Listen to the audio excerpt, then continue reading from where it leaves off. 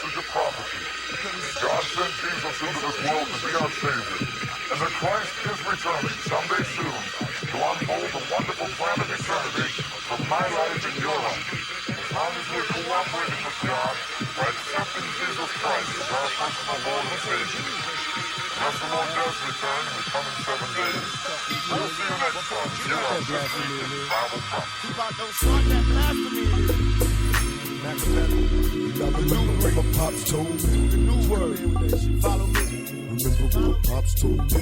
My family tree consists of drug dealers, thugs, and killers. Struggling, known to hustle, screaming, fuck they feelings. I got advice from my father. All he told me was this: nigga, get off your ass if you plan to be rich. There's 10 rules to the game, but I'll share with you too. No, niggas gon' hate you for whatever you do. Now rule 1, get your cash on MOB. That's money over bitches cause they breed envy. Now rule 2 is a hard one. Watch for phonies. Keep your enemies close, nigga. Watch your homies. It seemed a little unimportant when he told me I smile. Picture jewels being handed to an innocent child. I never knew in my lifetime I lived by these rules. Initiated as an outlaw, studying rules. Now Papa ain't around, so I gotta recall or come to grips with being written on my enemies' walls. Promise if I have a seed, I'ma guide them right. Dear Lord, don't let me die tonight.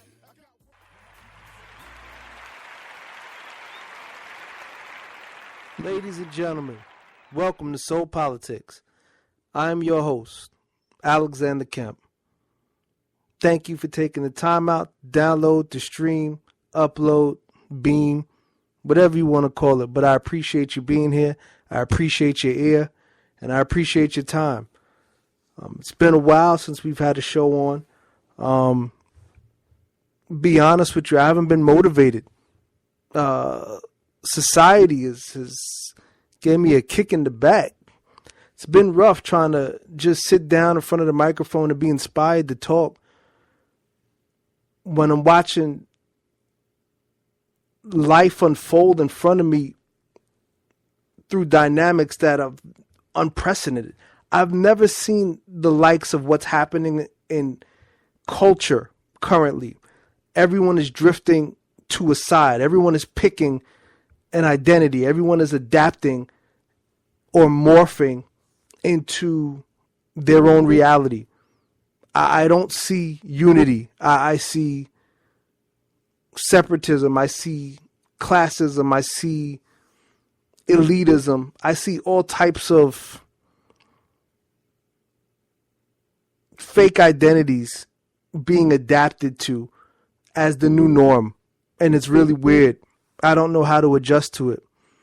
I'm trying to figure out ways every day to just stay positive with a negative atmosphere, right? So currently, as everybody's aware of, we're going through a political cycle. And yes, we know politics get ugly. What have you.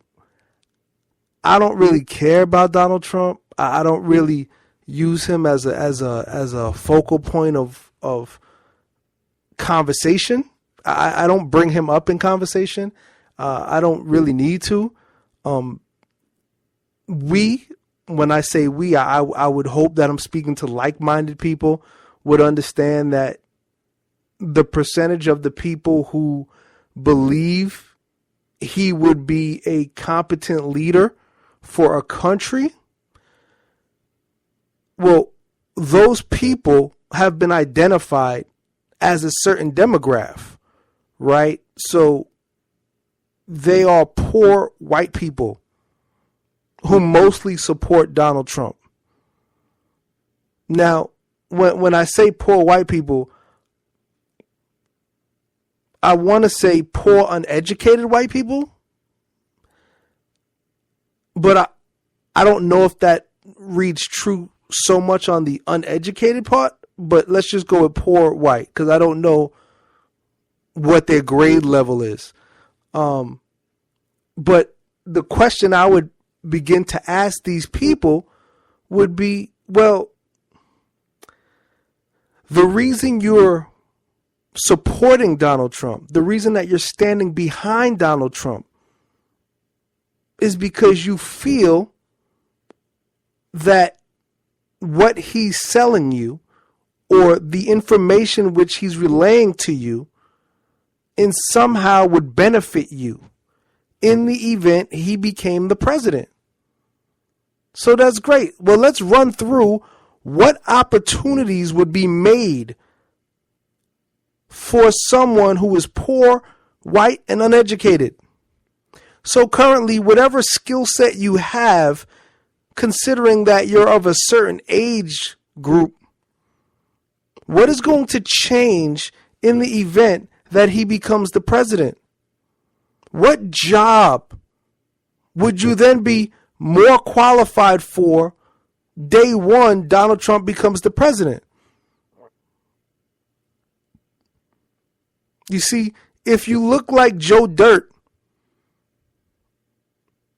and you currently have a skill set that provides you with a minimum wage labor job, or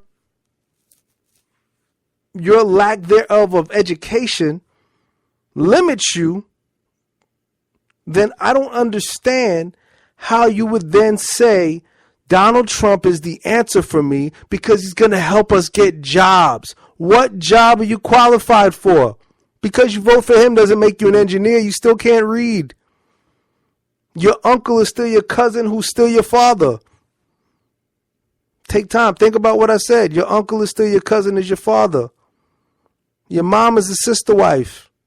Who knows what you guys are going to do? But it just shows how unintelligent you actually are, which is why we can't have conversations about why you think you should support Donald Trump. So then it lies to the other part. If there is no true economic benefit to you by him becoming the president, then it can only be one thing. It can only be one thing. And we know what that one thing is. Do we really have to pretend as if we're not aware that the color is now the climate of the election? That you have on the Republican side people vying for the whitest vote they can find to give them a stronghold on the red states.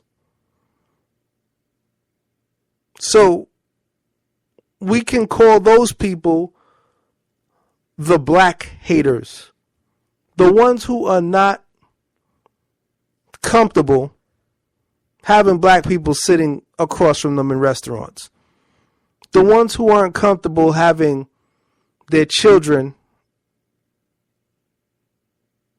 intertwined with black culture, the ones who would probably send money to a cop who killed a black kid. Those people.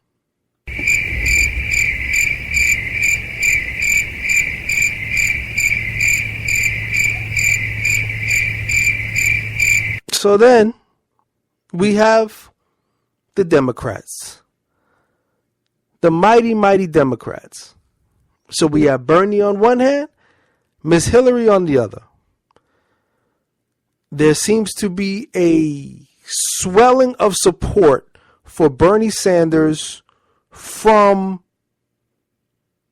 young, enthusiastic, a lot of first-time voters, people who all believe that Hillary Clinton is a liar, she's not trustworthy, she takes money, she just wants to sell everybody out, she'll do anything to become president, she'll say anything, she'll do anything, she's the consummate politician.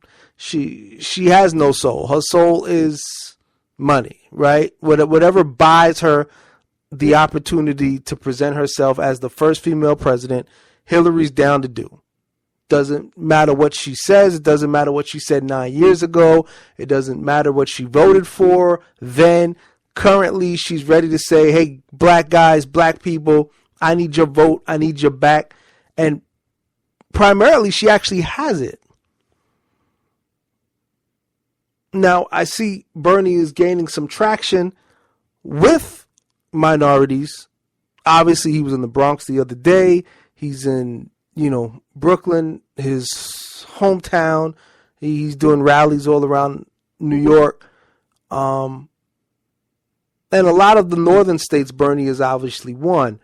Hillary then goes on to say, well, hey, listen, yeah, that's cool, but I still have, a million more single votes than Bernie. And I still can provide the best opportunity to beat Donald Trump in the general because Bernie potentially might be flawed. So where do you stand? From just watching social media and, checking the pulse of the city, it seems as if most people that I know, if I had to give a percentage, I would say 70% of the people I know who are under the age of 35. Well, you know what? Let's do 40. I would say 70% of the people I know who vote Democratic who are under 40 are probably leaning more towards Bernie. And then the people I know who are older than 40 and vote Democratic are probably leaning more towards Hillary. Now, I don't know which one of these people are really telling the truth. See, I'm always very careful to stand with the status quo. I don't like when people tell me how I should feel. I don't like when people tell me what I should know. And I also understand that sometimes bad can be good. Right? I mean, like, Hillary's agenda 100% could be with ill intent. I wouldn't argue that with anyone. I would not stand before anyone I know and say, yo, man, Hillary is what it is. You understand? Hillary's got our back. No. I don't believe that. I don't believe any politician truly has your back. Do I believe that Bernie Sanders has more notches on his belt for civil rights and for human rights and for the rights of the downtrodden? Yes, I do. I truly believe that Hillary Clinton is more elitist and that Bernie Sanders has a greater grasp on what the now is within the streamline of our communities. But I'm also not naive to believe that this revolution he promises, or this revolution he feels as if is essential to his campaign, I don't know how that revolution really affects the bottom line for Black Americans or Latino Americans in inner cities. Right? Because as we all know, a lot of decisions are left to the states, and a lot of laws and rules that are applied to these states aren't so easily undone. So, yes, in the sense where he says, well, no, I can't guarantee you anything, and I can't promise you anything, and these things that I want to do, well, first thing we need to do is elect me, and then the next thing we need to do is vote out everyone who we voted in, or that the country voted in, within Congress and the Senate, so that we can then take the country, and this revolution can become or brought into fruition. That's a lot of what ifs. Again, I don't have a pony in the race. I don't really care. I will vote 100%.